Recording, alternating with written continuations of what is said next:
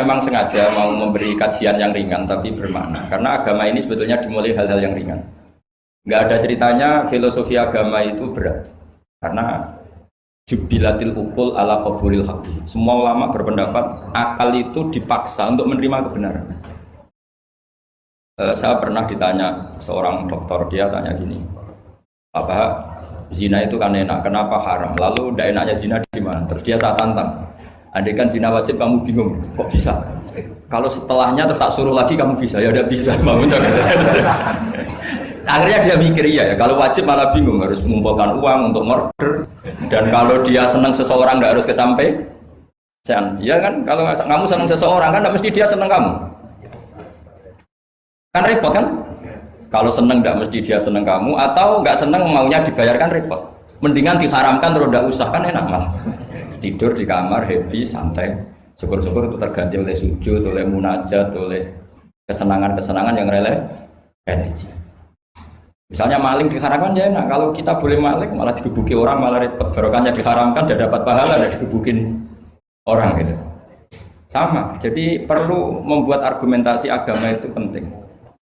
Selama ini ada kesolehan-kesolehan amatir itu yang sering saya kritik setiap saya ngaji itu kesolehan apa? Amatir. Misalnya gini, kadang-kadang orang malah gini, Islam itu repot, mau kebar gak boleh, mau bebas gak boleh, nanti kan boleh semua kan enak.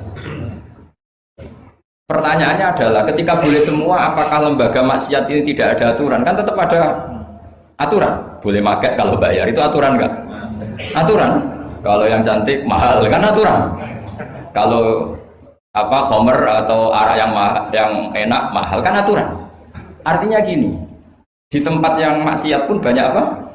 Aturan. Kenapa aturan di tempat maksiat kamu anggap kebebasan, sementara agama ngatur kamu anggap pengekangan? Ini namanya soleh amatir apa? Soleh amatir itu yang latihan soleh. Tapi kalau solehnya sudah lama, kayak saya ini masuk soleh sudah lama, tidak tahu saya.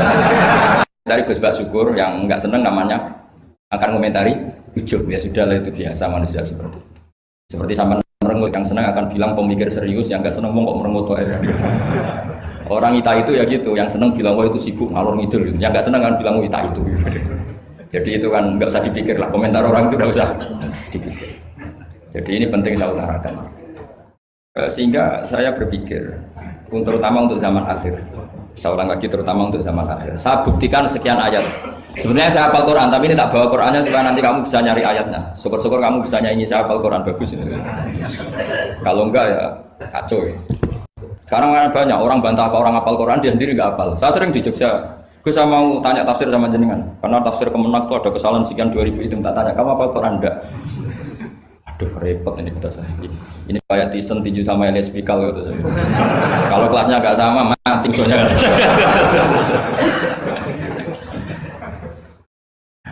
Karena bukan karena ini keangkuhan, tapi proporsional apa? Proporsional. Saya cerita yang ringan-ringan saja, sebagaimana sanad saya dari guru-guru saya ila Rasulullah SAW. Agama itu dimulai dari kesenangan, happy, farah kalau dalam bahasa Arab al-farah.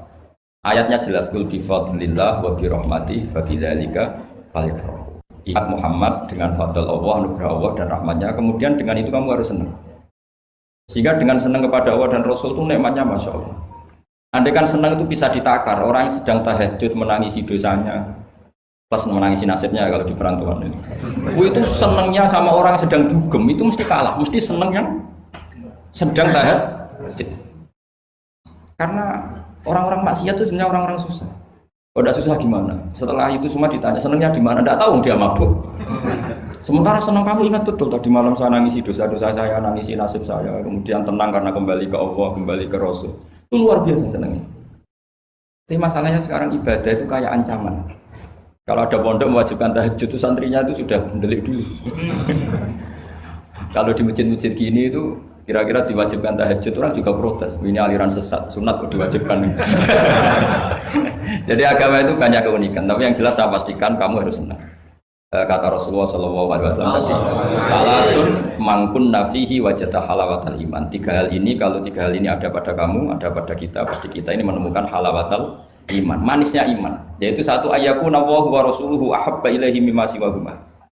Bahwa Allah dan Rasul itu lebih Anda cintai ketimbang yang lain. Mencintai Allah itu nikmatnya Masya Allah. Caranya gimana supaya kita istiqomah ibadah? Anggap hidup kamu itu sehari. Saya ini di Jawa, Celok besar, tapi punya uang 200.000 itu ngira banyak sekali. Bukan banyak, banyak sekali. Karena saya ngitung hidup itu per hari. Karena aturannya orang soleh, sama tak ijazahi, pasti kamu gak mau. Karena kamu pecinta won. Pasti tidak mau. Syarat sahnya orang soleh itu harus nganggap hidup itu hanya sehari. Hanya apa? Wa'amal li akhiratika ka'annaka tamutu ghadan. Beramallah untuk akhiratmu seakan-akan besok mati. Coba kamu yang di perantauan, bayangkan maksiat sampai 60 tahun ke depan kan berat. Sampai seminggu saja kira-kira berat kan? Tapi kalau bayangkan saya tidak akan maksiat semalam ini karena besok saya mati, sukses. Besok berpikir gitu lagi, saya tidak akan maksiat kan hanya sehari. Ternyata besok hidup lagi. Berpikir gitu lagi, tahu-tahu mati betulan setelah 60 tahun. Jadi itu apa ya? Satu konsep dari Rasulullah supaya orang itu meninggalkan maksiat itu ringan karena bayangannya hidup banyak. Coba yang ahli maksiat itu diberitahu besok kamu mati, kira-kira malamnya masih ada. Kamu maksiat itu karena bayangkan hidup masih lama. Makanya kata Quran, wahai orang-orang yang beriman, alam ya'ni lil ladzina amanu an takhsha qulubuhum li dzikrillah wa ma nazala minal haq. Orang-orang iman itu sudah saatnya khusyuk. Kamu jangan seperti orang-orang dulu. Orang-orang dulu fatola alaihimul amatu faqasat qulubuhum. Orang itu menjadi wangkot, menjadi keras hatinya karena merasa hidupnya itu panjang. Ini penting, ini konsep-konsep yang ada di hadis sahih. Jadi tidak perlu kamu soal ini sahih apa enggak, tak pastikan sahih. Saya ini baca hadis lama sekali. Jadi yang nyoal harus imbang. Kalau enggak kayak Tyson dengan Elias Pikal. Supaya clear, supaya jelas. Saya sering ketemu para pemikir di Jogja dan berkali-kali saya bilang harusnya diskusi itu imbang. Ini bukan karena keangkuhan tapi karena proper. Awal maksiat itu dimulai karena tidak senang terus cari kesenangan dan pilihannya maksiat. Coba kalau kesenangan itu ada pada Tuhan, itu luar biasa. Sampai Rasulullah itu menggambarkan ketaatan yang baik itu ada hadis yang mungkin kalau orang Jogja, orang Solo itu tidak siap karena nggak priayi. Nabi pernah ngendikan wa fi buti ahadikum sedekah. Kamu ngeloni istri kamu itu ya sedekah. Sahabat ya tanya, ayati ahaduna syahwatahu wa walahu ajrun. Yang benar aja ya Rasulullah, masa urusan seks, urusan biologis kemudian dia dapat apa? Pahala. Nabi jawabnya ringan saja. Alai salawatu aha fi haramin akana alaihi wisrun. Kalau yang digauli itu istri orang atau yang enggak zaujahnya, enggak istrinya, apa dia ada dosa? Ya dosa ya Rasulullah.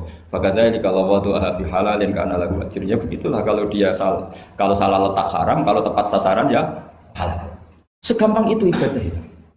Jadi ngumpulin istri ibadah, nimang anak ibadah, ngaji begini ibadah, meskipun enggak paham, enggak ada syaratnya paham. Yang menyenangkan dalam Islam kan gitu, ngaji itu udah harus paham. Yang penting datang pura-pura paham selesai. Bahkan saya pernah dibully oleh santri itu, ya agak kurang ajar santri itu. Ya santri kak jenengan santri tua-tua gitu. Itu Gus, jenengan sama saya nanti di surganya dulu saya. Kenapa? Karena kata Rasulullah SAW itu man salaka thariqan yaltamisu fihi ilman sahalallahu lahu thariqan ilal jannah. Orang yang mengambah jalan, yang mencari jalan, berjuang sekolah, nyari ilmu. Nyari yaltamisu itu maknanya nyari iltimas. Maka orang yang mencari ilmu itu sahalallahu lahu thariqan ilal jannah, akan dimudahkan jalan ke surga. Itu yang nyari tuh Gus. Kalau sudah ketemu kayak jenengan tidak masuk hadis itu. Makanya bersenanglah yang sedang nyari tapi belum ketemu. Karena hadis itu untuk yang masih nyari. Itu pasti sampean enggak saya. Wah saya mikir, wah ini hadis apa yang bela saya. Karena hadis ini itu tidak mihak saya, tidak mihak yang sudah ketemu. Yang namanya nyari kan belum ketemu, maka bergembiralah yang nyari ilmu udah alim-alim. Karena syaratnya, ya kan? Man salaka thariqan yaltamisu fihi ilman sahalallahu lahu thariqan ilal jannah. Siapa yang berjalan atau menempuh satu perjalanan mencari ilmu. Di mana-mana mencari itu sudah ketemu belum? Belum. Berarti kiai masuk hadis itu enggak? Alhamdulillah. Karena kiainya sudah ketemu. Maka bergembiralah jenengan saat enggak paham, artinya masih mencari. Makanya kalau mau paham jangan paham. Karena saya ini kebetulan memang peneliti hadis dan saya banyak menghafal hadis karena saya suka dengan kalimat-kalimat jamiah, kalimat-kalimat yang komplit dari Rasulullah SAW. Sehingga menghafalkan hadis saya itu banyak dan imbang itu ya balance kalau dalam bahasa inteleknya itu. Saya termasuk menghafalkan hadis wa innal alima la yastaghfiru lahu man fis samawati wa man fil ardi hatta al khitan fil bahr. Sebagian riwayat wa inna mu'alliman nasi al khaira la yastaghfiru lahu man fis samawati wa man fil ardi hatta khitan fil bahr wa hatta namlatu fi juhriha. Ini hadis tandingan. Jadi yang tandingan tidak hanya 0102, hadis juga ada hadis apa? Tandingan. Tidak apa-apa, ilmu itu memang butuh apa? Butuh perimbangan ya, butuh balance. Enggak boleh ilmu, tapi karena ilmu enggak pantas diomongkan tandingan gitu aja. Kata saya ada hadis yang bunyinya gini. Wa innal alima, orang alim itu akan dimintakan ampun oleh penduduk langit. Jadi semua malaikat Jibril dan Mikail, semoga termasuk Israel, itu memintakan maaf untuk orang alim. Tidak yang belum alim. Itu kamu udah masuk hadis itu. Keren mana? Wah sama kerennya Gus. Saya masuk surga, yang jenengan nanti juga masuk. Ya sudah, nggak usah geger ketemu di sana. Jadi ini penting. Nah sekarang problem Islam sekarang adalah yang garis keras pakai hadis-hadis garis keras untuk mengadili yang garis lunak, yang garis lunak pakai hadis-hadis yang garis lunak untuk mengadili hadis kelompok-kelompok garis keras itu tidak fair. Nggak fairnya adalah Islam itu kafah itu ternyata konsepnya itu komplit, tidak boleh separuh. Saya punya sedikit ini yang agak serius, tapi tidak usah masukkan hati. Nanti akan protes nggak bagus Israel itu. Begini, Abu Bakar As-Siddiq itu terkenal layinal janib, mutawadi, layinal janib, sahlal akhlak, namanya layinal janib. Orang yang sopan sekali, santun sekali, santun, sopan, terus simpatik, sangat-sangat simpatik. Namanya Abu Bakar apa? As-Siddiq. Tapi ketika beliau sudah iman, beliau iman itu kalau nggak salah ya kira-kira Saniyah Snen atau ya Salisa Robi'ah atau berapa lah. Karena kalau dalam sejarah awaluman amanah itu sebetulnya Khadijah. Awaluman amanah mutlaqan itu sebetulnya Khadijah. Awaluman amanah mutlaqan bisa saja Sayyidina Ali, dan awaluman amanah mutlaqan bisa saja Abu Bakar Siddiq. Saya sedikit cerita ya supaya tidak gaduh dalam sejarah.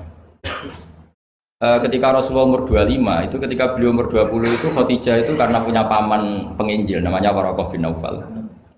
Itu sudah tahu kalau Nabi akhir zaman ya Muhammad itu. Sehingga dia memerintahkan hulamnya namanya Maisarah. Maisarah itu nama cowok, nama lelaki. Ini perlu dicatat. Nanti kalau kamu tahu Maisarah menemani Nabi dalam perjalanan, terus kamu tiruah cari Maisarah ya. Maisarah itu nama lelaki ya. Ya, Maisarah itu nama. Orang Arab memang lucu. Biasa nama lelaki pakai tak muannas kalau dalam ini Mas Rawis ini bahasa gontornya itu. Kalau bahasa Arab biasa Maisarah lelaki, Tolha lelaki, Hamzah lelaki. Jadi biasa kalau dalam bahasa Jawa kan enggak soleh dan solihah, muslimin dan muslimat, pokoknya kalau ada tak itu muannas. Sebenarnya bahasa itu agak harus itu. Tapi tahunya baru gitu sudah bagus loh. Bisa naik kelas. Akhirnya Maisarah itu disuruh Khadijah khusus untuk meneliti Muhammad. Dulu masih jangkar karena belum Rasulullah. Setelah diteliti di perjalanan ke Syam, mengikuti dagang.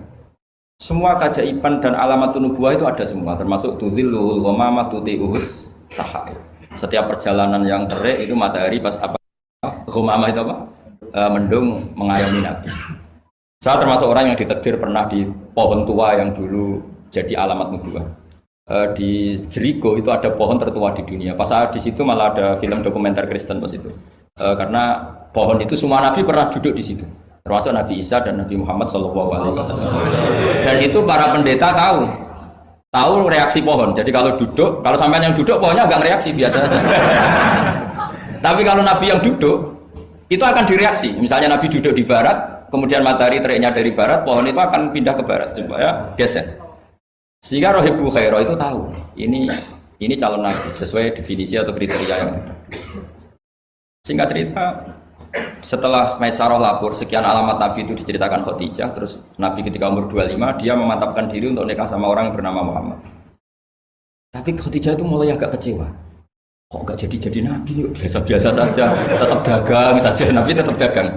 Hanya tentu tetap punya sifat amanat, kredibilitas dijaga, semuanya terjaga. Tapi nggak ada alamat Nabi yang ekstrim lah yang.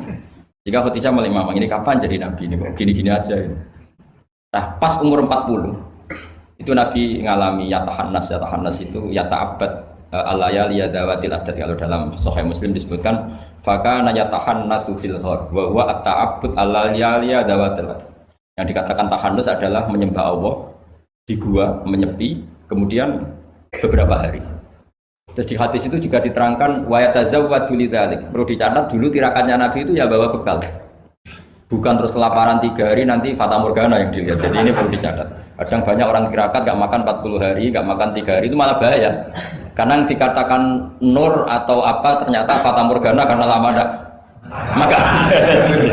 Jadi perlu dicatat di hadis itu jelas ada kalimat wa yatazawwadu lidzalik. Ya Nabi ya normal bawa apa? Bekal. Jadi tidak lapar-lapar amal. Tapi tidak satu nampan kayak makan di atas tadi ndak ya. Kalau itu makannya orang kelaparan itu. Ya tapi bagus lah, saking hormatnya sama kiai makanya banyak.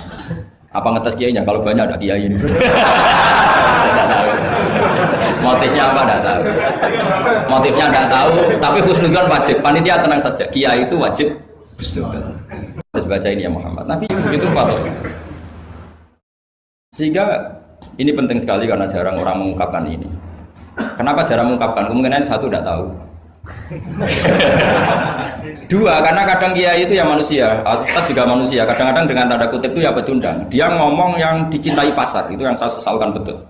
Tidak ngomong yang dibutuhkan dalam khazanah Islam. Itu saya kecewa betul. Dan semoga mereka itu tobat. Enggak boleh seperti itu. Coba kita ini Islam mulai kecil, punya kiai mulai kecil. Kadang-kadang tidak pinter-pinter. Karena ayatnya itu terus sama. Kubu sebelah misalnya dalil ayat ini, yang ini terus gitu aja. Kalau orang sunat diceritain Nabi Ibrahim sunat 80 tahun itu pakai palu, pakai apa itu kodum itu apa? Langganan ya. Kalau ada orang mati ya mesti kullu nafsin dha'iqatul. Kalau ada orang nikah mesti faman rohibu an sunnati. Itu saja. Jadi umat ilmunya tidak tambah, ya sudah siapa saja yang nikah ya itu aja, yang mati ya itu aja kullu nafsin. Karena ya pasarnya seperti itu. Buat sekali-kali ada orang mati itu bilang, ayo pesta. Karena orang dolim ini sudah mati. Ngurangi beban bumi. Ngurangi beban apa? Syukurilah kematian orang fasik ini. Itu nggak disangoni sampai itu. Sudah ada disangoni, dibenci keluarganya, ya enggak? Ya daripada gitu yang umum saja kullu nafsin maut. Kematian adalah mau itu kafa bil mauti wa itu. Cukup mati sebagai nasib, ya ikut pasaran saja. Karena itu yang menghasilkan pasar. Tapi resikonya itu ilmu itu tidak tambah apa? Tambah. Ini kritikan saya. Semoga ini membantu ya supaya ustadz-ustadz itu kalau ngaji itu mikir yang dibutuhkan umat, jangan permintaan pasar. Itu udah bagus. Saya datang ke sini juga bukan karena undangan. Saya bilang saya tanpa diundang pun datang ke Korea karena saya ingin sujud di bumi ateis supaya nanti keren. Keren betul, sampean tuh keren betul sujud di bumi. Wah itu pol kerennya tuh hebat. Kalau sujud di Mekah, Medina, di Indonesia itu kan wajar. Ini sujud di bumi. Jadi kalau kamu ditanya, saksinya siapa kalau kamu sholat di Gonjong? Tahu ini yang ini? Asan. Yang seru yang apa? Enggak yang lain yang gigi. Gonju itu apa? Semua. Sama lagi. Itu malaikat mesti itu apa itu? Parah lagi kalau ditanya, sujudnya di mana? Di kamar mandi. Karena kalau pas kerja kan hanya dikasih waktu berapa ya? 5 menit dan itu pura-pura di kamar mandi. Keren enggak? Keren. Jadi padahal bumi itu akan bersaksi yang dipakai tempat sujud. Itu paling keren mesti yang Korea. Apalagi yang pas kerja, kalau sini kan masjid masih normal. Kalau pas kerja kan di kamar mandi. Iya di pabrik ya maksudnya. Oh iya, ya. Jangan yang priai yang itu, yang enggak priai itu. Di gudang ya? Ya. Di mana Pak? Sampai mesin ya? Ayo, mesin sebagai saksi. Ya bagus lah. Saksinya apa? Ubuta gitu. Yang jelas jangan kerja di pabrik salib. Saksinya apa? Kerjanya bikin apa? Ya, pas waktu sholat. Saksinya apa? Itu. Bisa berhadapan-hadapan itu saksi sama yang disaksikan. Begini ini intermezzo saja tapi betul. Jadi kemudian Khadijah kembali ke Khadijah tadi. Rasulullah itu nggak bisa baca. Walhasil akhirnya ditakdir bisa. Saya mengatakan bukan karena belajar, ditakdir bisa. Karena syaratnya Nabi itu harus ummi itu keibu-ibuan. Tapi Nabi itu uniknya begini. Justru beliau ngira itu malakul maut. Jadi pulang itu yarjufu fuadu.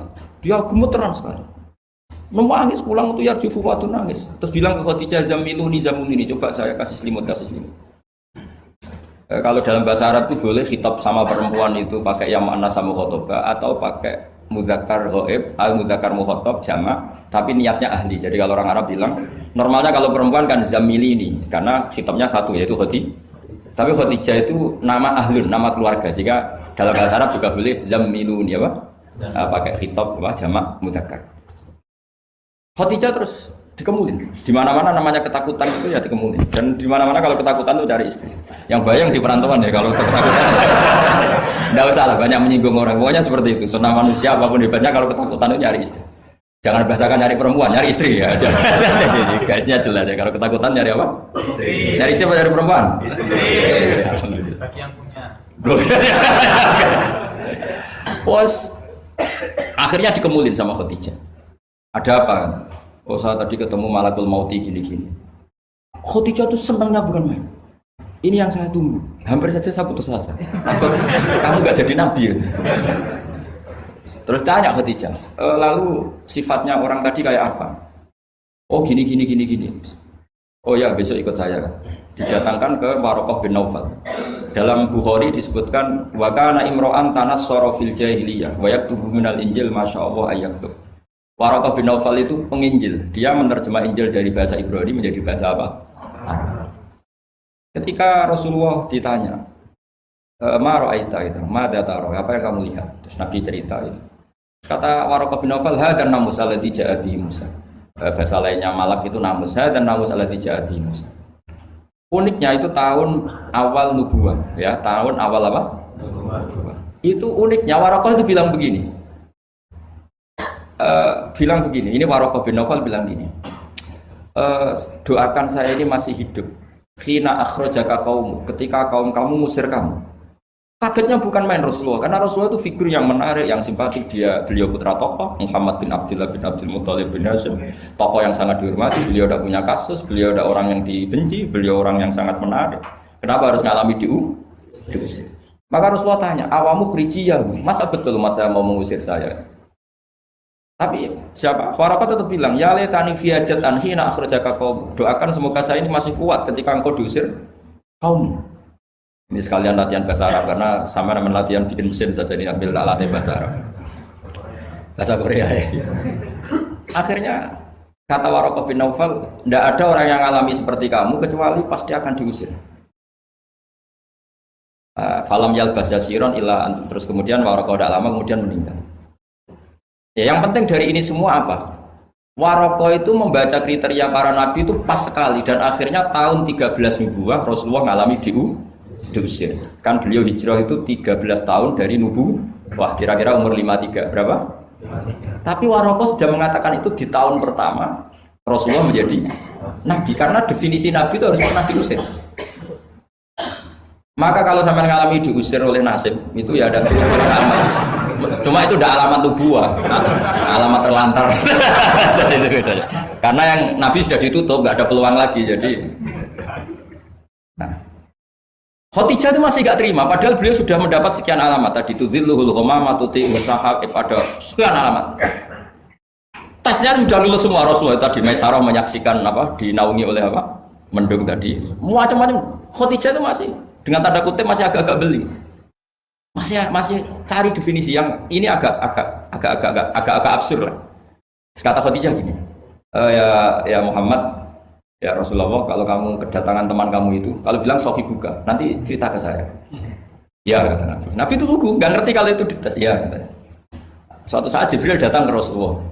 Ini malak, ini Jibril, ini teman saya datang. Ya Nabi kadang istilahkan Jibril itu temannya. Ini teman saya datang. Oh ya. Terus Khadijah dekat Rasulullah, pas Rasulullah agak-agak di pangku manja. Fakasyafat an auratiha, sebagian auratnya Khadijah itu dibuka. Sama tidak usah bayangkan kelihatan apanya itu pun. Agak-agak absurd. Ya kira-kira pupunya saja lah yang lebih mudah. Tidak lebih dari itu, jangan macam-macam. Akhirnya terus ditanya, Khadijah tanya, temanmu masih? Tidak, lari. Hanya Khadijah ditutup lagi. Khadijah nggak tahu, ada Jibril nggak tahu. Ditutup lagi. Sekarang temanmu di mana? Oh sekarang datang lagi. Oh, Nabi diambungi sempurna. Ini yang saya tunggu-tunggu, Kang. Itu malaikat betul, bukan setan. Karena kalau setan tahu aurat kamu tahu kan. Artinya apa? Dalailun nubuwah itu dikaji sedemikian rupa oleh Khadijah karena beliau ponakan dari penginjil yaitu Waraqah bin tentu zaman itu Injil masih orisinil ya, bukan kayak yang sekarang Lukas Matius. Tentu jadi Injil di sini bukan konotasi yang muharraf yang apa? Enggak orisinil ya, tentu yang masih apa? Orisinil. Jadi semuanya mengarah ke pembenaran terhadap kenabian Rasulullah Muhammad SAW. Jadi Khadijah tambah mantap. Jadi Nabi dites saja ada tahu ya lugu saja. Temanmu masih lari. Terus setelah ditutup lagi, temanmu ada. Oh iya ya sekarang ada lagi. Wah ya Nabi betul. Absyir ya Muhammad, kamu harus senang. Itu malaikat betul. Kalau setan tidak seperti itu. Oh, kalau ada orang senangnya bukan main. Nah, melihat awal, saya ulang lagi ya, melihat awal dialek kenabian itu hanya dengan Khadijah karena dia keluarga terdekat beliau. Maka sebetulnya awal man amanah mutlakon itu sebetulnya itu hampir semua ulama bilang itu Khadijah, bukan Abu Bakar. Tapi melihat peran Abu Bakar yang begitu sentral dalam mengawal Islam, orang bilang Abu Bakar. Melihat Sayyidina Ali teman kecilnya Rasulullah, orang bilang Ali. Sehingga berjanji itu, kitab berjanji itu Maulid itu kan sebenarnya kitab sejarah normal biasa, kitab akademik sebetulnya, bukan kitab mantra, kitab akademik. Beliau kalau ngendikan tuh awaluman amana minar rijal Abu Bakar, wa minan nisa Khadijah, wa minas sibyan Ali, wa minal mawali Zaid.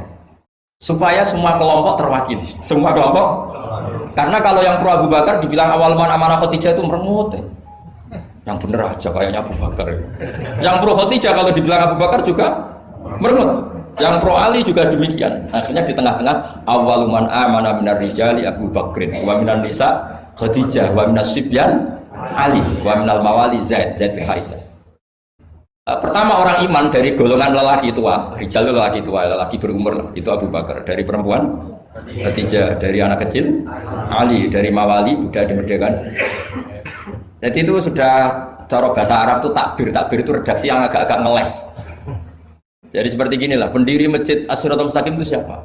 Yang pertama punya ide tentu sebenarnya yang pertama, tapi kan ide tok belum terrealisasi. Nah, nanti yang pertama terrealisasi pondasi juga pertama. Tapi yang benar-benar mulai dipakai Jumatan itu juga pertama. Lagi lah supaya agak sensitif kita ini harus minta pertama semua, mau udah mau kan kita harus ngomong awaluman bana hadal masjid si'a. Tapi dulu belum ada ya bana ide. Wa awaluman misalnya pembalataan batu pertama waktu al-hijarah awalan ini. Wa awaluman sing jadi imam ya ummu hadal masjid fil jum'ah ini. Lah yang sampean wa awaluman ngerameni mbu masjid. Sudah enggak apa-apa, yang penting awaluman apa? Masuk kategori awal. Nah ini penting saya terangkan. Kembali ke Abu Bakar. Abu Bakar itu layyinal janib, orang yang sopan. Dan itu bagus, tentu sopan itu bagus. Layyinal janib bagus. Tapi masalahnya Rasulullah itu dikepung preman-preman yang ganas. Yaitu Abu Lahab, Abu Jahal, Walid bin Mughirah, Wa'il bin semuanya preman yang ganas. Bukan sekedar kafir tapi ganas terhadap umat Islam. Mereka penyiksa-penyiksa ulung, termasuk akhirnya ada yang mati syahid, awal syahidin fil Islam yaitu Ammar bin Yasir. Tapi yang bapaknya bukan Ammarnya siapa? Yasirnya sama istrinya namanya Sumayyah. Makanya saya tadi ngaji di Masjid Ammar bin Yasir itu ngaji yang paling tidak guyon karena masjid itu didesain untuk mengenang Ammar bin Yasir. Sumayyah disiksa sampai mati, ya Yasir juga gitu. Sampai Rasulullah ngendikan sobron ala Yasir inna mu'idakum al jannah. Sudah kamu sabar, kamu pasti nanti masuk surga. Bilal disiksa, tapi Bilal akhirnya aman karena menangi, diselamatkan Abu Bakar, bahkan menangi futuhat ya. Beliau menangi apa? Fatwa apa? Saya pernah ziarah ke makam Bilal. Akhirnya apa Rasulullah? Ini kalau gini terus anak Islam orang-orang sopan tok repot. Beliau pas jalan-jalan ngerti Umar itu kalau ingin sarapan atau ingin punya uang, kalau ingin punya bon itu harus tarung. Dan dia petarung yang ulung. Jadi kalau tarung itu menangan, ya uangnya banyak. Barukannya kalau tarung apa? Menangan, ya gulat. Ya. Akhirnya Nabi mikir, wah kalau yang Islam gini ini cocok. Karena kalau yang sopan-sopan tok ini kayaknya repot. Walhasil Nabi spontan tuh, Allahumma a'izzal Islam bi Umar. Ya Allah, muliakan Islam ini dengan Umar. Gak tahu apa bisa diganti a'izzal Islam bi Banser, gak tahu saya. Karena kalau Banser sopan ya aneh, Banser kok sopan, gak jadi aneh. Atau pemuda Muhammadiyah kalau sopan gak jadi aneh. Masa pengawal kok sopan? Monggo nak badhe santai. Monggo. Ya gak pantas. Oh, style kan dulu. Pas pamres sopan, Pak Jokowi tidak jadi pidato karena yang salaman apa? Banyak, yang minta buku banyak. Singkat cerita, betul. Karena Nabi yang berdoa itu sebagian tarikh menyebut doanya Senin, kami sudah masuk Islam, hanya Senin, Selasa, Rabu, Kamis. Kalau kamu ya 30 tahun mungkin. Itu saja tidak mesti ya. Akhirnya Umar itu Islam. Islamnya juga unik. Dia mau mencari Muhammad, masih jangkar kalau manggil masih jangkar, belum Rasulullah. Mana Muhammad? Laqad soba, dia sudah keluar dari agama permanen ya oleh kaum jahiliyah, itu agama jahiliyah. Ketemu sama temannya, apa Mar, kamu cari Muhammad, ngapain? Mau saya bunuh karena dia bikin agama baru. Laqad ja'a bidinin mukhdas, dia membawa agama baru. Terus kata temannya, kamu ngapain ngurusin Muhammad? Adik kamu itu sudah katut dia, urusin dulu adik kamu. Wah, masa iya? Terus akhirnya nyari Fatimah itu adiknya di rumah iparnya. Ketika datang di situ adiknya pas belajar sama suaminya belajar surat Toha ma anzalna alikal Qur'an apa litasqa illa tazkiratal liman yakhsha tanzilam mimman khalaqal arda was samawatil aula ar-rahmanu 'alal arsy istawa lahu ma fis samawati wa ma fil ardi wa ma bainahuma wa ma tahtas sara. Itu nangis semua. Ini enggak mungkin kalam manusia, kalam seindah ini enggak mungkin kalam manusia. Singkat cerita dia akhirnya Islam. Islam terus nyari Nabi. Kebetulan Nabi sedang istafa itu sembunyi di rumahnya Zaid bin Arqam. Ketika Nabi mau masuk, karena dia terkenal preman, kata Hamzah, ya Rasulullah kamu sembunyi. Umar saya ngadepin Hamzah, walhasil terus dia menceritakan imannya. Setelah dia iman, apa yang dilakukan pertama? Itu marani Umayyah Abu Jahal. Awas, ganggu Rasulullah Muhammad tak bunuh.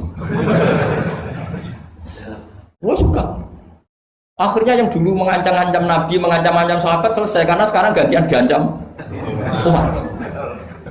Bersamaan dengan itu Allah mengeluarkan khitab fasda' bima tu'mar. Muhammad kamu harus terang-terangan dalam dakwah karena sudah punya backingan bernama Umar. Jadi sebetulnya yang dibutuhkan Islam itu ya ada orang yang kayak Abu Bakar, ada orang yang kayak Umar. Ada kebaikan yang hanya terwakili oleh orang-orang yang kayak Abu Bakar, ada kebaikan yang hanya terwakili orang-orang kayak Umar. Jadi sebetulnya tidak perlu dipertentangkan kita di mana, yang penting itu niatnya baik, biniatin sholihah dengan niat yang jangan kubu-kubunan yang tanpa ilmu. Sebenarnya dalam sejarah itu biasa. Bahkan uniknya dalam sejarah adalah Abu Bakar yang menjadi wali besar karena akhlaknya yang seperti itulah yinal janib. Ketika mau meninggal itu menunjuk khalifah yang akhlaknya berlawanan dengan dia, yaitu menunjuk Umar. Kayak apa insafnya Abu Bakar? Karena beliau tahu ada sebagian kebenaran Islam yang nggak terwakili oleh orang sopan. Coba kalau ada penjahat orang Solo atau orang Jogja yang sopan-sopan itu, terus ada penjahat, monggo sakit sana. Tapi sebaliknya penerima tamu terus orang Batak ngangkat penerima tamu dari orang Batak atau orang Madura, tamunya lari ya. Mau apa? Artinya gini loh ya. Ya kalau ngadepin penjahat mungkin pas orang Madura, kalau penerima tamu pas orang Solo. Ya proporsional saja lah, enggak usah memaksakan. Paham ini dong ya? Clear ya? Ya clear ya? Jadi hidup itu proporsional saja. Ya dicoba saja, man. Punya acara keren terus menerima tamunya Madura, Batak, apalagi yang keras-keras. Medan. Kacau. Nah, sama. Makanya kalau guyonannya itu rumah kebakaran, yang punya rumah itu orang Jogja kan, ngapunten badhe matur, ngapunten sangat ganda. Niku daleme jenengan kebakaran. Padahal belum sewu anak jenengan kesini lebet. Artinya ada momen yang sopan itu tidak boleh gitu apa? Yang sopan itu kalau ada kebakaran yang punya rumah baru minum harus enak-enakan mau bebas. Itu kalau mau kebakaran harus gitu, mau tidak mau harus tidak sopan kan gitu. Jadi sopan ada maudeknya, nggak sopan ya ada maudeknya. Sehingga dalam kitab Hayatus Sahabah yang dikarang oleh Syekh Yusuf Al-Kandhlawi, yang paling saya kenang adalah beliau menceritakan makalahnya Umar radhiyallahu anhu. Beliau mengenang Umar ditanya, "Laqad kunta fattun ghalidul qalbi." Kamu itu pemimpin tapi keras sekali. Kata Umar, "Saya ini berusaha layyinal janib." Wa laqad khasyitu fillah wa laqad khasyitu fil ghilban. Kamu tidak tahu perasaan saya. Saya ini kalau sedang halus ya istighfar sama Allah. Kalau saya sedang tegas juga istighfar sama Allah. Kamu tidak tahu perasaan saya. Itu banyak mufassiru hadil maqalah yang menafsirkan gini. Dalam makalah yang lemah lembut itu juga ada dosanya. Dalam tegas juga ada dosanya karena manusia tidak pernah sempurna. Saya beri contoh begini, ini analogi yang paling gampang, yang siapapun kalau insaf pasti paham, bukan mungkin paham tapi pasti paham. Misalnya kamu punya keponakan yang sering pacaran, itu kejadian larangan ngalor ngidul, sering maksiat. Kemudian ada Pak D yang hildo, yang ghalid, yang keras. Pasti ponakannya nggak pernah ke situ, paling dimarahin gitu. Yang satu Pak D yang satu atau Pak Ali yang satu layinal janib, pacarnya jadak segitu ya nggak apa-apa. Pak Ribasannya rangkul-rangkulan di situ ya nggak apa-apa. Potensinya pasti sama. Yang terlalu lunak akhirnya dianggap melegalkan, ya enggak? Yang akibatnya dianggap pelegalan. Yang keras karena tidak pernah disowani, akhirnya juga pembiaran, nggak pernah tarbiyah karena keras ini nggak pernah dia bisa menyentuh, berproses membina ponakannya. Natijahnya sama-sama pembiaran, ya enggak? Yang keras pembiaran karena nggak pernah sambung, yang lunak karena dianggap pelegalan. Jelas kan? Jelas ya? Begitu juga kondisi kita ngadepi maksiat. Yang terlalu lunak dianggap kayak gak peduli, gak apa-apa. Yang terlalu keras, gak berproses tarbiyah, gak ada fabima rahmatin minallahi lintalahum walaupun tafadzur ghalidul qalbi lan faddu min. Maka lewat pertemuan ini saya ingin ya Islam itu dibawa secara mudah, secara logis, gak usah berlebihan. Ya sudah kita ikuti ulama-ulama dulu dengan referensi-referensi dulu. Jadi ini penting sekali. Karena ayat tentang tegas ya ada, ayat tentang lunak ya ada, semuanya harus proporsi. Bahkan saya kemarin isi di Jawa Timur itu yang hadir mungkin 10.000.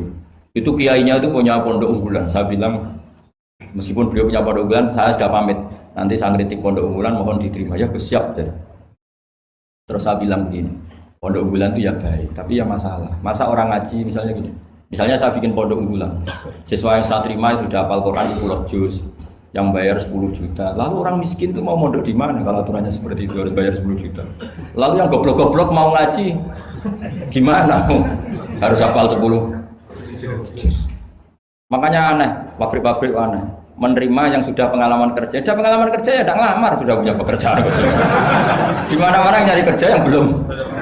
Aneh-aneh saja. Nah, saya kemarin ngaji di UI juga bilang gitu, kampus-kampus itu baik karena bikin standar ini SAG, ini MA, ini dokter bagus. Tapi andaikan semuanya belajar Islam lewat kampus, masa ingin belajar Islam harus kuliah dulu? Lalu Bambang kalau belajar Islam gimana? Ini barokahnya kiai-kiai yang nggak punya gelar di musola, kadang santrinya datang, kadang nggak jelas lah pokoknya. Tapi bagus, siapa saja bisa belajar kapan? Coba kalau pendidikan Islam hanya ada di kampus, mau belajar saja harus kuliah dulu. Yang tua-tua nggak bisa belajar.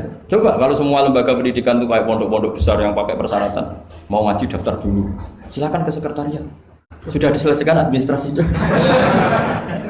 Maka bergembira kiai musola yang tidak bersertifikasi itu karena konsultan Islam sing on time setiap saat. Ya itu barokah. Apalagi santri-santri yang goblok itu barokahnya luar biasa. Betul. Saya itu punya sekian santri yang dulu teman saya, kelihatannya goblok, ini manfaatnya luar biasa. Cuma dia kagum sama saya karena saya korban jadi konsultannya dia. Dia tuh di pedalaman Kalimantan, di tengah hutan. Ya kalau dulu mungkin oleh pemerintah disebut illegal logging, tapi dulu. Ya dia nggak nyuri, karena perasaannya orang sana ya milik wilayah, dia ikut orang sana. Terus singkat cerita, orangnya hanya kadang 20. Terus tanya, dulu nggak ada HP, Gus saya ini hanya 20 orang di tengah hutan, Jumatan nggak? Maka saya bilang menurut fikih Syafi'i tidak wajib karena hanya 20 dan 40. Tapi kalau ini duhur ya nggak apa-apa kata saya. Enggak, kalau diajak duhur nggak mau, Jumat kok duhuran gitu. Masyarakatnya ya lucu. Oh ya nggak apa-apa Jumatan, tak carikan madhab kata saya. Saya kan kebetulan ya mengkaji al-madhabul arba'. Singkat cerita begini, natijahnya apa?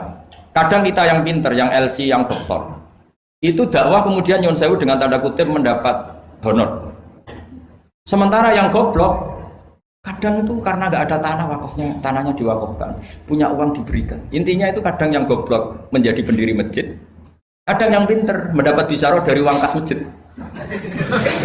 Artinya introspeksi saja, meskipun itu halal, soalnya meskipun itu halal, tapi kita introspeksi. Ini pentingnya selalu kita berdoa Rabbana dzalamna anfusana wa lam taghfir lana. Lo pernah nggak saya disuani orang juara MTQ terus mendapat umroh? Dia bangganya bukan main. Saya ini kiai sering ada yang suan, saya bilang gini, kamu umroh saya senang. Bagaimanapun ini prestasi karena barokahnya Quran. Tapi kamu juga harus hormat sama kiai musola. Itu mulang Quran puluhan tahun tidak pernah dapat hadiah. Coba hafal Quran kemudian lanyah dan dapat hadiah umroh itu kan cara bahasa agamanya manfaatuhu maksurah. Manfaat umroh itu kan hanya untuk dia. Tapi kiai yang mulang di musola ngajar 10 tahun berapa ratus orang yang bisa baca Quran karena dia tidak ada yang ngasih hadiah umroh. Kira-kira fadhoilnya, keutamaannya indallah utama mana coba? Ini minterkan orang banyak tanpa hadiah. Ini pinter dadakan lewat lomba lagi dapat umroh. Tentu kita tidak mengharamkan itu, kita respect gak masalah. Tapi kalau kumo luhur salah lawan pasti. Karena kalau kumo luhur nanti menafikan keistimewaan orang-orang yang istiqomah Jadi kita fair saja. Ini juga penting untuk syiar, ya supaya anak-anak semangat hafalkan. Tapi jangan lupa yang sedang ngajar-ngajar yang nggak jelas tadi. Yang muridnya kadang 3, kadang 2, tak tanya, Pak ya yang ngaji berapa? 10 Gus. Nah, yang datang 2 ya biasa gini Gus, kadang 2, kadang 1. Ya seperti di sini di perantauan, jamaahnya pasti tidak istiqomah, tak jamin itu. Jadi tidak usah saya tanyakan, itu sudah pasti. Jadi jamaah itu nomor 2, nunggu pas nganggur liburan kan gitu. Jadi saya mohon beragama itu biniatin sholihah. Ijazah bapak saya ke saya itu yang berulang-ulang tadi. Sementing aku itu dua qalbin salim. Makanya kata Allah, zaman itu ilaman atau Allah bi qalbin salim. Yang selamat di hari mahsyar itu hanya satu orang yang sowan Allah bi qalbin salim, dengan hati yang selamat. Hati yang selamat itu melihat kubu lain ya dengan insaf. Ya melihat yang kunut ya biasa, tidak kunut biasa, itu masalah khilafiyah biasa. Dulu itu Imam Abu Hanifah tidak pernah kunut. Jadi tidak kunut itu bukan madzhab Muhammadiyah, madzhabnya Abu Hanifah. Muhammadiyah tidak mujaddid, juga tidak mujtahid. Yang kunut juga bukan madzhab Hasyim, madzhabnya Imam Syafi'i. Itu dulu ya biasa. Imam Syafi'i itu kalau Jumatan di Masjid Abu Hanifah ya enggak kunut. Ketika ditanya 5 dalam takluk, waqad qulta bisunniyati. Kenapa kamu tidak kunut padahal kamu berpendapat kunut itu Jawaban Imam Syafi'i, adaban ma'hadal imam. Saya sungkan sama imam.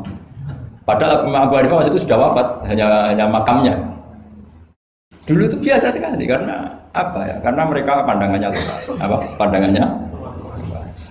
Ada seorang ulama ditanya, kalau ada orang kawin yang nyuwun sewu hamil di luar nikah, kemudian akhirnya nikah, bagus enggak? Saya ulang lagi, enggak usah aku tertawa, awas kalau tertawa.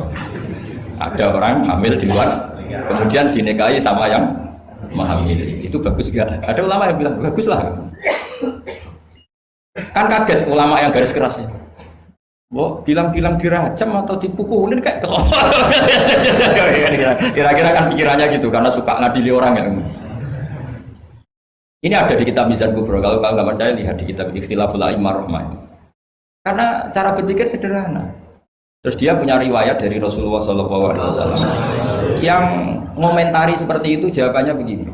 Qad kharaja min sifahin ila nikahin. Saya ulang lagi. Qad kharaja min sifahin ila nikahin. Berarti dua orang itu telah keluar dari tradisi kumpul kebo menjadi tradisi nikah. Misalnya malam ini dia masih kumpul kebo, terus paginya nikah, malamnya lagi kan sudah sah. Artinya apa? Dia keluar dari tradisi sifat, sekarang ke tradisi nikah.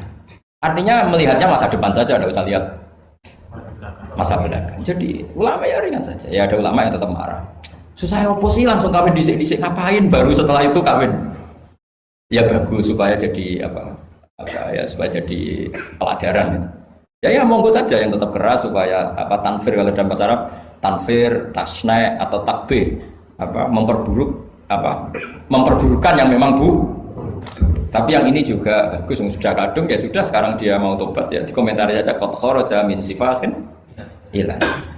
Ini penting saya utarakan, jadi nanti mungkin saya ada 1-2 pertanyaan, 2 saja, saya capek ini karena yang kelas pertanyaan jangan keluar. Saya ulang lagi, pertanyaan jangan keluar. Terus yang ringan-ringan saja, karena agama ini dibangun dengan keringanan. Tadi yuridu wa bikumul yusra wala yuridu bikumul usra. Dan kalau pertanyaannya ekstrim itu nanti rusak. Kata Rasulullah, innama ahlakal ladzina min qablikum kasratu masailihim. Dulu orang rusak itu karena banyak tanya. Karena nanti kalau Allah ditanya itu mesti tersinggung. Karena apa ya? Orang tanya itu tadi mengkritisi perintah. Sampeyan tahu kenapa malaikat dimarahin Allah? Gara-gara apa? Tanya. Ya tak ceritanya sedikit ya. Allah kan memaklumatkan ke alam langit. Inni ja'ilun fil ardi khalifah. Saya putuskan bahwa manusia ini jadi khalifah fil ard. Malaikat langsung tanya apa? Qalu ataj'alu fiha may yufsidu fiha wa yasfiku. Yang benar saja ya Allah, tolong dievaluasi. Manusia itu kan potensi yang rusak. Yufsidu itu fi'il mudhari', berarti mustakbal. Cara terjemahan bebasnya manusia itu berpotensi merusak. Wasfikud dima, dan berpotensi mengalirkan darah. Betul hanya tanya, tapi artinya kan gini, ya Allah, kali ini kayak enggak pas keputusan kau ini. Tolonglah Deva. Makanya Allah marah, qala inni a'lamu ma la ta'lamun. Karena tanya ini. Makanya syaratnya Nabi itu harus umi. Enggak boleh intelektual jadi Nabi. Bahaya itu. Misalnya intelektual jadi nabi, kok ketemu malaikat di gua Hira, kenapa di sini, kenapa tidak di mall saja? Jadi repot nanti. Karena semua disoal secara intelek. Tuh. Makanya saya syukur sama Anda jadi nabi dan tidak akan jadi nabi. Nah, inteleknya itu. Jadi ini penting saya utarakan karena sekarang itu agama mau dicerdasin, ngajinya agak gelem tapi mau kritis. Itu bahaya betul. Makanya innama ahlakal ladzina min qablikum kasratu masa ilim, karena banyak pertanyaan. Ini bahaya betul. Masa Allah dievaluasi? Apa? Makanya saya termasuk gak senang ketika ada sholat gini, peregangan, apa pernapasan, terus kalau sujud, apa saya tidak senang. Senang saya gini, nanti sholat lama-lama fungsinya kayak senam yoga. Gini saja, semua yang diperintahkan Allah pasti ada hikmahnya, saya yakin ada hikmah. Tapi tidak usah hikmah ini jadi tujuan. Kalau nanti jadi tujuan, terus orang bilang gini, itu sholat terus sakit, yang nggak sholat sehat, habis kamu. Ya kan? Tapi kalau ada orang tahu hikmahnya gini untuk apa, narik nafas atau apa, yang gini, ya monggo lah sauni-unimu, ya siap bopo lah seperti itu. Tapi kalau jadi tujuan, jadi ya sudah, yang benar sholat itu apa? Sholat itu bukti ketundukan sama Allah Subhanahu wa ta'ala. Wasjud wa tarib, kalau berani sujud berarti insya Allah dekat sama Allah, karena itu bentuk tawaduk, bentuk tadzallul, bentuk ubudiyah. Fadkhuli fi ibadi wadkhuli. Lalu terus dianalisis ini fungsinya gini, wah repot. Lah nanti kalau ada senam yoga tandingannya lebih efektif. Saya jantungan, sujud kok nggak ngefek, tapi setelah ikut yoga kok ngefek. Saya loh ya, orang boleh nggak berpendapat sama saya, tapi kalau nggak sependapat keterlaluan, yakin. Karena dari saya jelas yang namanya wasjud ya Pak. Udah ada di hadis di Quran, wasjud wa tasfu, atau sujud dan kamu menjadi nggak ada yang ada ya wasjud. Wah, tarik. Saya kira demikian. Assalamualaikum warahmatullahi wabarakatuh. Apa langsung selesai aja? Ya. Masalah keimanan. Tanya apa ngeluh? Kalau tanya boleh ya gimana? Masalah keimanan tentang qada dan qadar. Oh ya. Kalau qada dan qadar itu kita sudah ditentukan oleh Allah, kenapa masih dimintai pertanggungjawaban nanti kan? Oh ya, betul. Ya seperti mukadimah saya tadi ya. Jadi ngaji itu harus kafah. Kafah itu artinya komplit. Jadi Nabi dalam banyak hal yang momennya tepat ya menganalisis dengan kodok kodar, tapi dalam banyak hal juga melarang orang membicarakan kodok kodar. Jadi misalnya gini, kamu kadung ditakdir pernah punya dosa dan kamu ingin tobat, maka dosa yang masa lalu anggap saja kodok kodar. Terus keinginan tobat itu anggap aturan syariat. Jangan lalu setelah kodok kodar kamu tidak berkeinginan tobat. Ini penting saya utarakan karena Nabi itu ngendikan pasti dua kali. Saya jamin di setiap konteks sosial Nabi pasti ngendikan dua kali. Dua kali itu dua solusi. Nabi pernah ngendikan idza dzikiral qadar fa'amsiku wa idza dzikra ashabi fa'amsiku. Jika umatku telah menjustifikasi qada dan qadar fa'amsiku, kamu jangan ikut-ikut. Karena nanti akan yang zina enggak apa-apa, saya sudah qada qadar, yang maling ya enggak apa-apa karena sudah qada. Wah bahaya, bisa hancur syariat kalau seperti itu. Tapi ada banyak hal yang Nabi mengisnadkan itu ke qada qadar. Kayak cerita Nabi Musa dan Nabi Adam. Ada kan di hadis Sahih itu jelas. Ini dengerin, ini betul di hadis Sahih. Nabi Musa itu saking Israelnya, memang beliau orang apa? Pertama, semua nabi kan pasti ngalami diangkat ke alam roh. Nabi loh ya, ada sampean nabi. Sama tidak usah ambisi begitu, nabi ini. Ketika beliau diangkat di alam roh itu ketemu Nabi Adam. Padahal Nabi Adam dengan Abul Basar, tokoh utama ada. Pertama ketemu langsung ngomong gini, anta Adam, kamu betul yang namanya Adam? Ya saya Adam. Antal ladzi akhrajtan nasa minal jannati wa asqaitahum. Siapa hadisnya? Antal ladzi akhrajtan nasa minal jannati wa asqaitahum. Gara-gara kamu orang enggak hidup di surga. Jadi kalau sampean marah gara-gara kamu, saya harus cari uang sampai Korea gitu. Coba kalau kita masih di surga enggak perlu kerja di mana? Karena semuanya tersediakan, enggak punya istri jelek, semuanya cantik karena bidadari. Gara-gara jenengan kita harus keluar di bumi dan keluar dari surga. Nabi Adam itu karena orang sepuh ya, beliau santai saja. Anta Musa, kamu betul Musa? Ya, saya Musa. Anta Kalimu, ya saya Kalimu. Anta Sofio, ya saya. Nabi Adam masih muji-muji. Ini pentingnya orang bijak. Jadi kalau sama nanti ngelawan saya tetap bijak insya Allah. Tapi sampai bisa neraka, ngelawan kiai itu dosa. Dosa sekali, bukan dosa biasa, sangat dosa. Nabi Musa, Nabi Adam masih anta Sofio, anta Kalimu. Bukankah kamu melihat di Taurat bahwa saya akan dosa dan akan dosa saya sudah ditulis 40 tahun sebelum saya dosa? Iya ya Musa, iya ya Nabi Adam, ya betul gitu. Berarti kamu mengkritik saya. Atalumunani fi amrin qad qadahu kok. Kamu mengkritik saya, menyalahkan saya dengan sesuatu yang sudah dikodok-kodok oleh Allah sebelum saya lakukan. Jadi sudah ditulis sama Allah 40 tahun sebelum saya salah sudah ditulis skenario-nya. Nanti Adam akan salah, terus keluar dari surga. Memang dari awal Allah skenario-nya seperti itu. Itu ibarat istri kamu sudah tahu, ini kalau miskin setia, kalau sudah kaya nanti pola, itu sudah tahu. Tapi anehnya istri kamu ketika nyata pola kok tidak siap. Padahal sebetulnya sudah tahu, gitu ya kan? Makanya saya kalau ngaji di mana-mana bilang, kelirunya orang Indonesia itu satu. Kalau ilmunya terbukti itu tersiksa, itu kelirunya orang ini. Semua cowok tahu nggak? Semua lelaki tahu nggak? Kalau nggak pernah nafkahi diomelin, tahu nggak? Tahu. Tapi ketika itu nyata nggak siap. Harusnya ketika nyata diomelin, alhamdulillah ilmu saya benar terus semuanya. Tapi istri kamu juga gitu. Biasanya wong lanang duwe akeh pola. Terus dengar sampean mulai cinta orang lain. Harusnya kan alhamdulillah ilmu saya benar kan.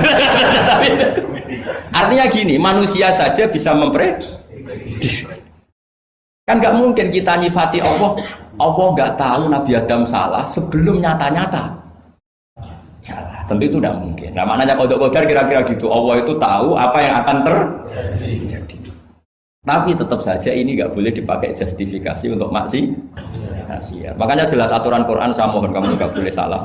Ini nanti saya baca. Saya hafal tapi ini biar tamu ayatnya. Itu ayatnya kan ma asoba musibatin fil ardi wala fi anfusikum illa fi kitabim min qabli an nabraha inna dzalika 'ala Allahi yasir likai la ta'saw 'ala ma fatakum wala tafrahu bima. Jadi apa yang mengenai kamu di bumi maupun ada pada diri kamu, anggap saja itu yakini saja sebagai qada qadar supaya kamu tidak putus asa apa yang sudah terlewatkan dan tidak bangga dengan apa yang kamu sudah. Misalnya saya ini kan termasuk kiai keren misalnya itu saya tidak pernah bangga. Karena memang ditulis kalau suatu saat Gus Baik itu keren. Jadi bangganya di mana? Kan sesuai skena. Jadi untuk menghilangkan ujub bangga itu dengan cara iman sama qada qadar. Terus likaila tak soal wafatakum, kamu tidak perlu putus asa dengan apa yang sudah kelewat. Misalnya masa lalu kamu ya tadi diusir istri, suami, macam-macam lah, utangnya banyak, wes sudah bangkit saja, sudah takdir. Jadi mungkin ada yang mencarikan, coba ini dicarikan, mungkin di surat Hadir itu apa yang nanti dicari ayatnya. Pokoknya ayatnya tadi apa? Ma asoba min musibatin fil ardi wala fi anfusikum apa? Illa fi kitabim min qabli an nabraha inna dzalika 'ala Allahi yasir likaila taksau 'ala ma fatakum wala tafrahu bima atakum. Jadi qada qadar ditulis supaya kamu tidak putus asa menyesali apa yang sudah kelewat dan bangga kumuluhur terhadap apa yang kamu dapat. Jadi misalnya Pak Jokowi jadi presiden, untuk menghilangkan ujub ya, memang sudah ditulis kalau akan jadi, ya biasa saja sesuai skenario. Ya sama seperti sampean suatu saat tua, terus untukmu coplok, terus dredeg-dredeg, kepleset tiba. Soalnya harus senang saja. Zaman kamu muda juga sudah tahu kalau nanti akan seperti itu. Jadi kalau itu terjadi, ya sudah, memang akan seperti itu. Jadi ringan saja. Ini pentingnya ngaji. Jadi sesuatu itu mudah sekali kalau dianalisis dengan L. Ya cukup ya. Satu lagi aja kan. Kalau nggak salah itu surat Hadid. Biar ditahukan suratnya. Diumumkan siapa? Surat apa? Hadid itu. Hadid 22. Hadid 22 ya. Hadid 22. Berdiri aja nggak apa-apa. Oh enggak. Oh ya nggak apa-apa gimana? Assalamualaikum warahmatullahi wabarakatuh. Waalaikumsalam warahmatullahi wabarakatuh. Saya sebuah kehormatan sama Kiai. Ya. Sebenarnya saya baru kenal Kiai itu 3 minggu yang lalu lewat YouTube. Ya. Ada yang kirim di FB saya, walaupun dengan komentar yang agak mirip lah. Iya. Kalau nggak salah waktu itu Pak Kiai membahas masalah perang Khandaq, yang mengatakan bahwa Nabi itu waktu itu santai saja, tidak tahu apa-apa, tapi ada Salman yang menyampaikan ini komentarnya. Netizen hanya tapi pertanyaan saya itu bukan itu Pak. Iya gimana? Pertanyaan saya itu saya tertarik kenapa cara pasang sokoknya itu ada rambut di. Iya.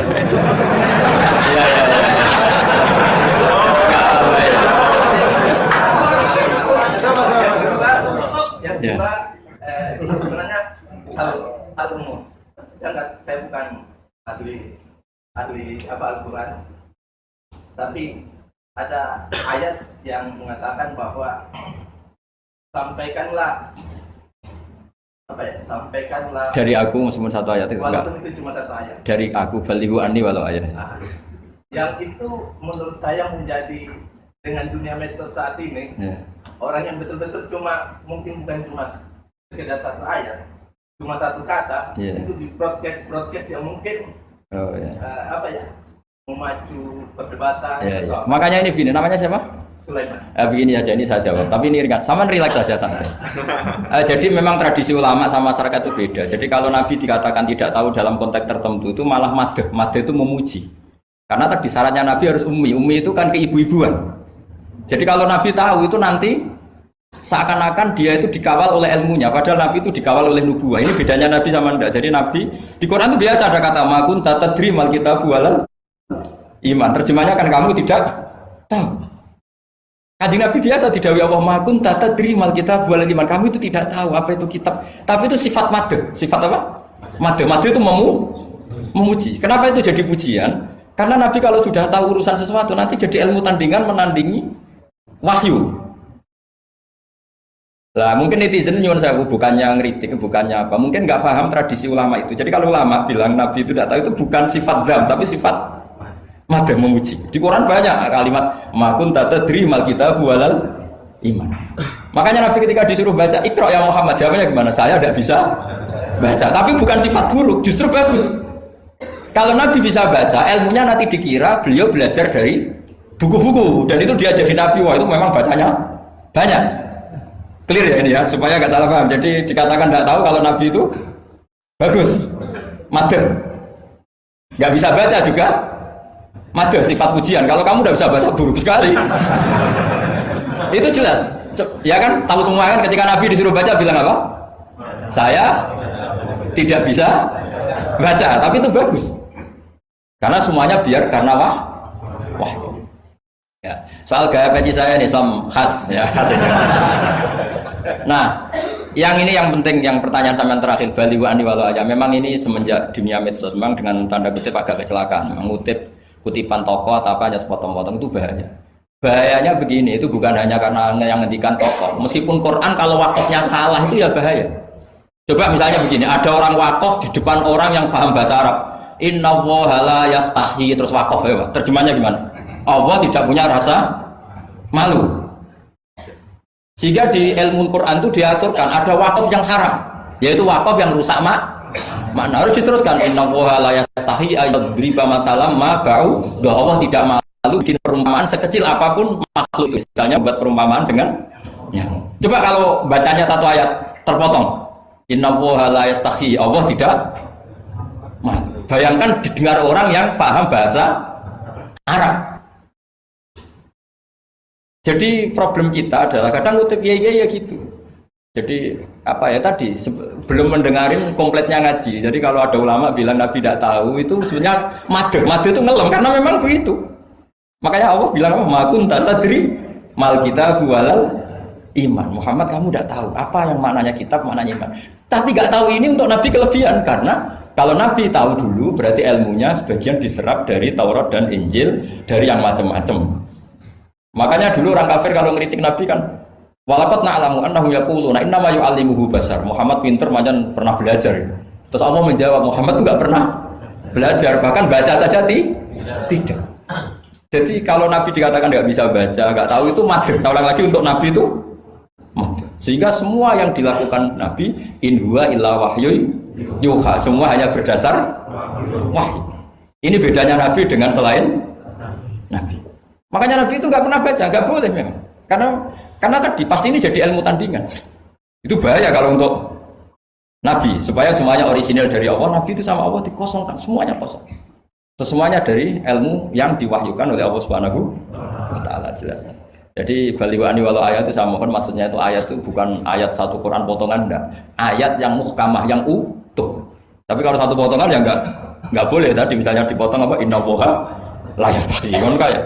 Makanya di bab ilmu tajwid kan diterangkan wa ba'da tajwidika lil hurufi la budda min ma'rifatil wuqufi. Setelah kamu tahu tajwid ikhfa idzar idgham, kamu harus mengenal ilmu waqaf. Karena sekali salah waqaf itu fa. Ya gitu Mas.